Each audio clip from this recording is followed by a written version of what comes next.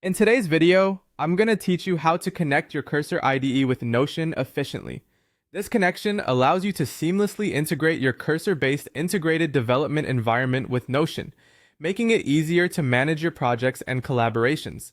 Let's get started on this simple yet powerful process.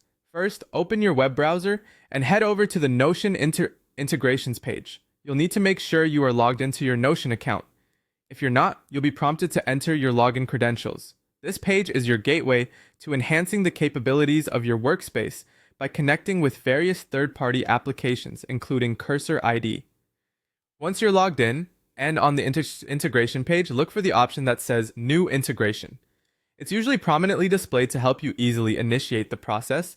Click on it, and you'll be directed to a form that asks for some specific details about the integration you're about to set up. In this form, you'll need to choose a name for your integration. You might want to name it something straightforward, like Cursor IDE, especially if you plan on adding more integrations in the future. This will help you keep track of them easily. Next, you'll be asked to select the workspace you want to associate with the integration. Ensure you select the correct workspace, especially if you're part of multiple workspaces, to avoid any mix-up later. After filling out this form, simply click Submit. Notion will then generate an internal integration token for you. This token is crucial because it acts as the secure key that links Notion with your Cursor IDE. Think of it as a password specifically for this connection, which allows these applications to communicate seamlessly. Before you proceed, make sure you copy this token. Keep it somewhere secure, yet accessible, because you will need it later when setting up the connection within the Cursor IDE. Don't share this token with anyone you don't fully trust, as it grants access to your integration capabilities.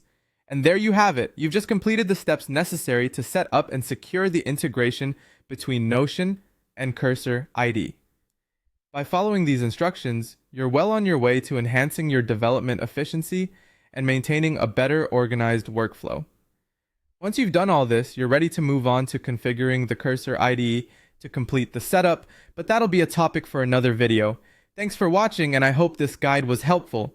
Don't forget to like and subscribe for more tutorials on optimizing your workspace and project management tools. See you in the next video.